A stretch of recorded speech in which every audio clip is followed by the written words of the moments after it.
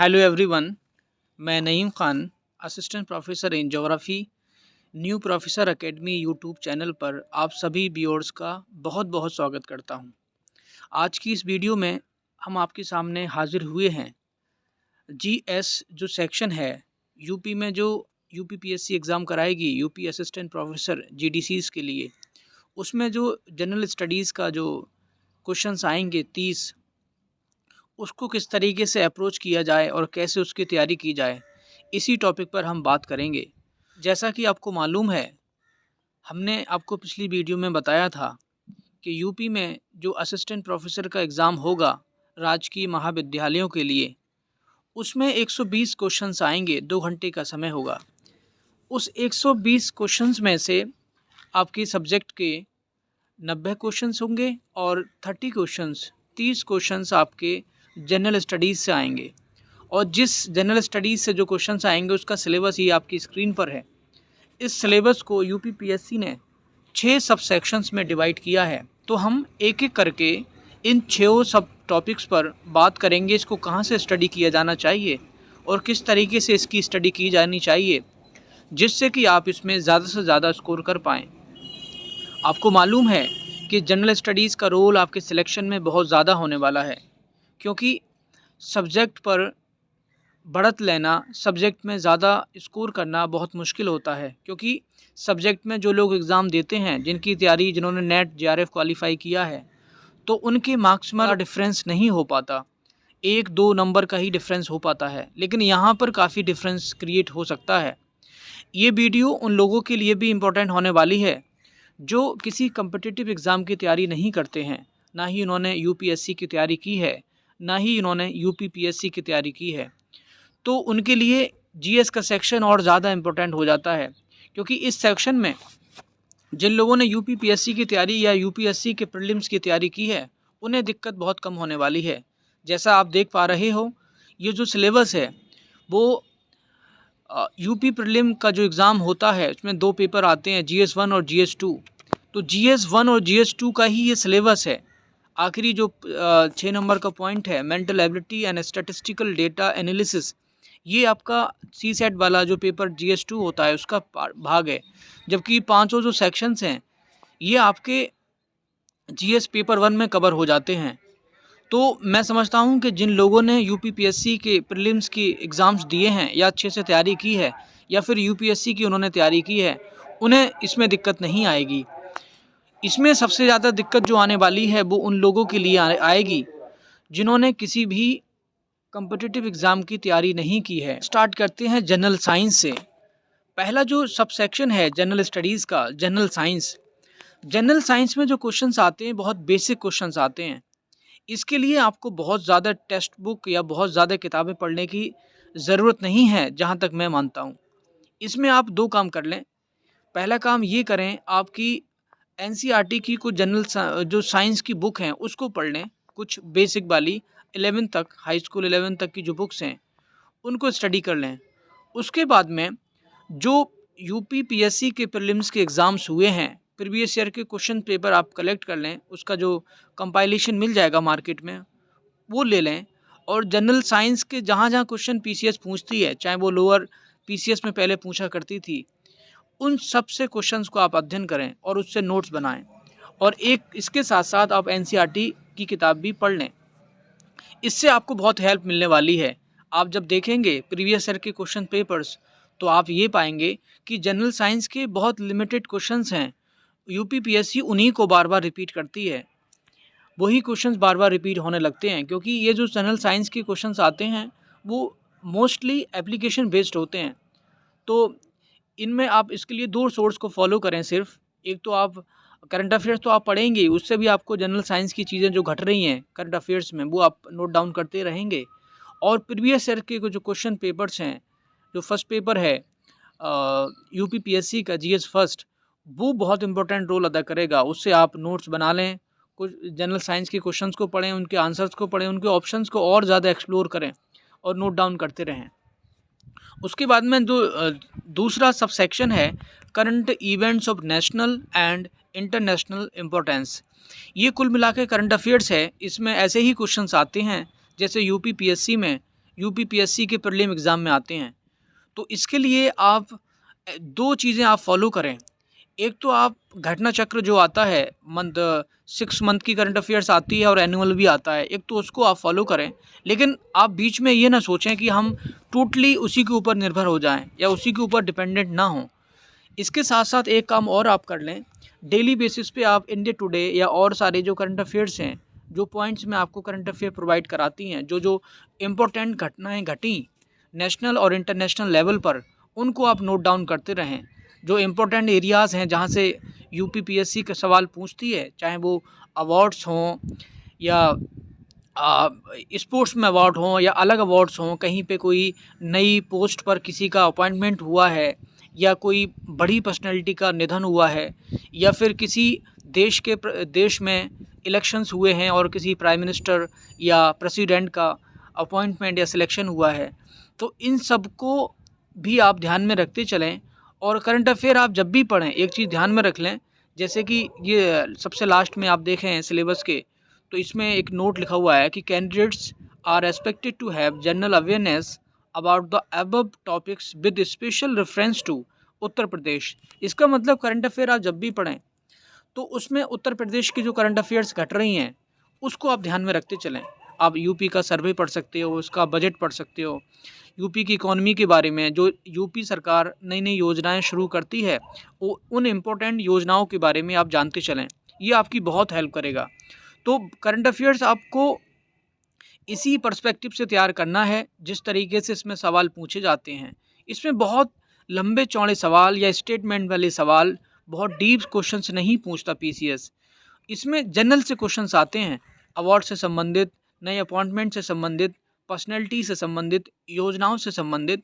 इन चीज़ों पे आप ध्यान रखें और इनको एक कॉपी में नोट डाउन करते चलें।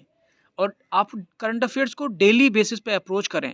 हाँ, डेली के साथ साथ आप एनुअल और बाई एनुअल जो मैगजीन्स आती हैं घटना चक्र की, उसको भी परचेज़ कर लें, लेकिन डेली बेसिस पे अप्रोच करें, डेली बेसिस पे नोट्स बनाते चलें। चलिए आगे हम बढ़ते हैं पॉइंट्स 3 की तरफ। स्टडीज़ का सबसेक्शन 3 है, इसमें history of India including Indian national movement. तो इससे आपको मालूम है ये 6 सबसेक्शन हैं जनरल स्टडीज़ के और 30 क्वेश्चंस इसको आने हैं। तो उस तरीके से हम अगर देखें इसका डिवीज़न, तो ईच सेक्शन से लगभग 5 क्वेश्चंस पूछे जाएंगे। लेकिन ये यूपीपीएससी के हाथ में है वो किस सब सेक्शन से ज़्यादा क्वेश्चन पूछ ले। तो इंडियन हिस्ट्री की हम बात करें तो इंडियन हिस्ट्री में जो स्पेशल एम्फेसाइज रहता है, जो ज़्यादा जोर रहता है, वो इंडियन नेशनल मूवमेंट पर रहता है। 1957 से लेकर 1947 तक जो पॉलिटिकल घटनाएं घटी इंडियन नेशनल मूवमेंट पे, उस पे ज़्यादा एम्फेसाइज रहता है यूपीपीएससी का।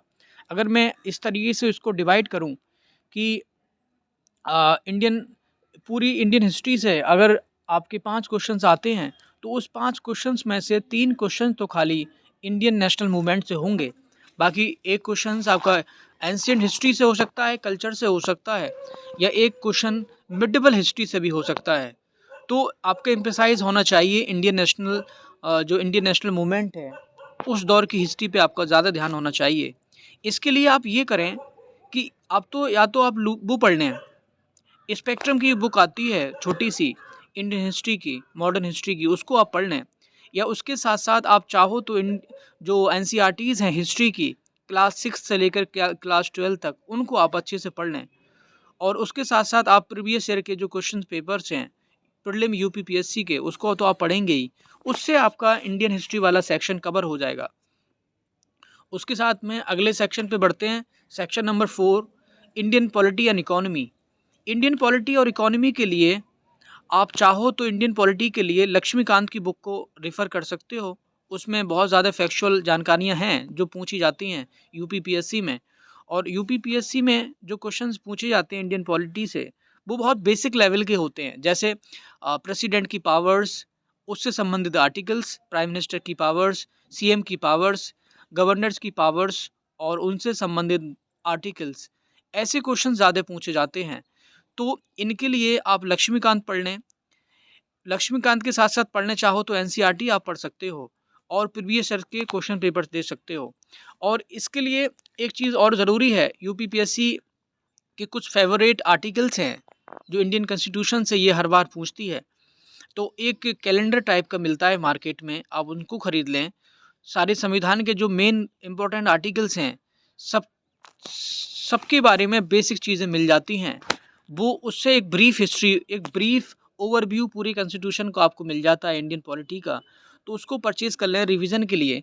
और जो इम्पोर्टेंट आर्टिकल्स हैं, इन मेन इम्पोर्टेंट जो कॉन्स्टिट्यूशनल पोस्ट हैं उसके बारे में, जैसे सुप्रीम कोर्ट के बारे में, प्रेसिडेंट के बारे में, गवर्नर के बारे में, प्राइम मिनिस्टर के बारे में, कैबिनेट के बारे में, लोकसभा और राज्यसभा के बारे में, स्टेट असेंबलीज़ के बारे में, गवर्नर्स के बारे में, ये मेन जो पॉइंट्स हैं इसको आप ध्यान रखते चलें। हाई कोर्ट्स के बारे में, सुप्रीम कोर्ट के बारे में तो है ही। तो इनको आप पढ़ लें और नोट्स बनाते जाएँ। और आप प्रीवियस ईयर के क्वेश्चन पेपर देखें, उससे भी ये आपको काफ़ी हेल्प मिलेगी।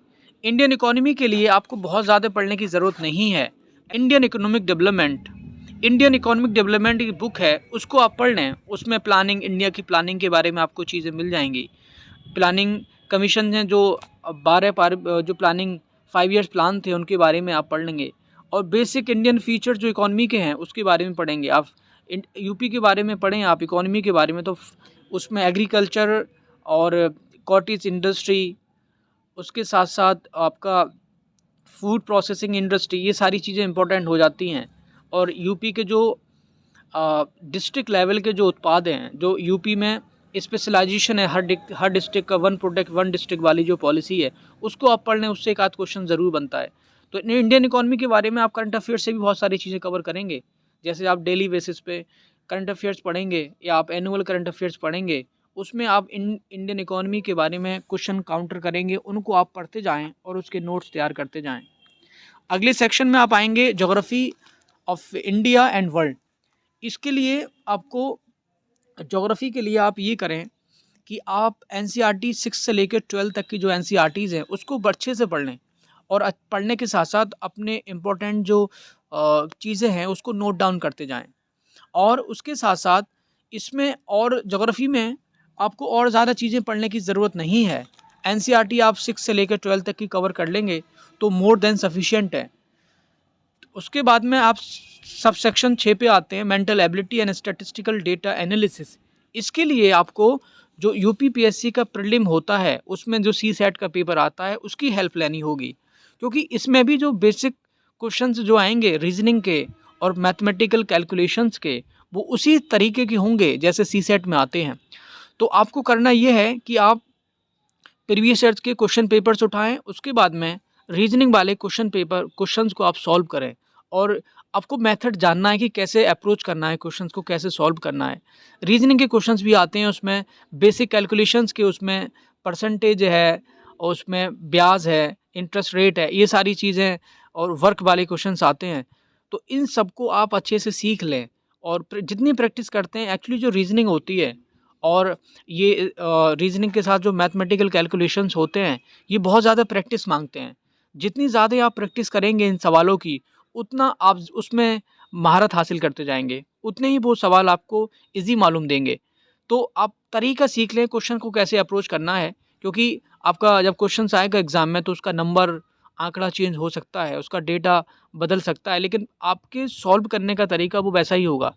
तो इस वाले के लिए आप मेंटल एबिलिटी के लिए, उसमें आप जब पेपर सॉल्व करें सीसेट वाला, तो उसमें जो इंटरपर्सनल कम्युनिकेशन या हिंदी इंग्लिश जो आती है उसको छोड़ दें।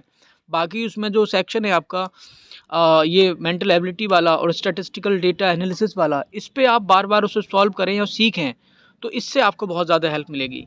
तो ये इस प्रकार आप जनरल स्टडीज़ के जो सब सेक्शंस हैं, इस तरीके से आप अप्रोच कर सकते हैं। ये मेरी स्ट्रेटजी है, मेरा मानना है, मैंने अपने अकॉर्डिंग आपको ये चीज़ बताई। एक चीज़ मैं आपको सजेस्ट करूँगा कि आप इस सिलेबस को कवर करने के लिए शॉर्टकट तरीके का इस्तेमाल ना करें, कोई शॉर्टकट पॉलिसी ना खोजें, क्योंकि जब हम टेक्स्ट बुक पढ़ते हैं तो वो हमेशा हमारी हेल्प करती हैं। टेक्स्ट बुक को पढ़ें जो मैंने बताई हैं, बहुत ज़्यादा बुक्स नहीं हैं कवर करने के लिए। करंट अफेयर्स को हल्के में ना लें, और क्योंकि काफ़ी बड़ा रोल होता है उसका, उसके क्वेश्चन ज़्यादा ही पूछे जाते हैं। और यूपीपीएससी का एम्फेसाइज़ भी करंट अफेयर्स पे ज़्यादा रहता है। तो सिलेबस को आप अच्छे से पढ़ें, ज़्यादा टाइम दे के पढ़ें। ये ना सोचें कि जल्दी जल्दी पढ़ने के चक्कर में हम क्वालिटी से कंप्रोमाइज़ ना करें। और साथ साथ जैसे ही पढ़ते जाएं आप अपने नोट्स भी तैयार करते जाएं, वो आपकी काफ़ी हेल्प करेंगे। अगर आप अपने नोट्स तैयार नहीं करते हो, दूसरे किसी के नोट्स मार्केट से ख़रीद के या किसी के लेके नोट्स पढ़ते हो, तो that does not help you. वो हेल्प नहीं करते। अपने नोट्स ही काफ़ी एग्ज़ाम में हेल्प करते हैं। दूसरे के नोट्स उसके लिए कारगर हो सकते हैं, लेकिन वो नोट्स आपके लिए इतने कारगर नहीं होंगे। तो अगर आपको पुख्ता स्ट्रेटजी अपनानी है सिलेक्शन के लिए, तो हमेशा अपने नोट्स बनाएं। सिलेबस को स्टडी बट कंटिन्यूअस, चाहे स्लो हो आपकी तैयारी, लेकिन कंटिन्यूअस तरीके से होनी चाहिए।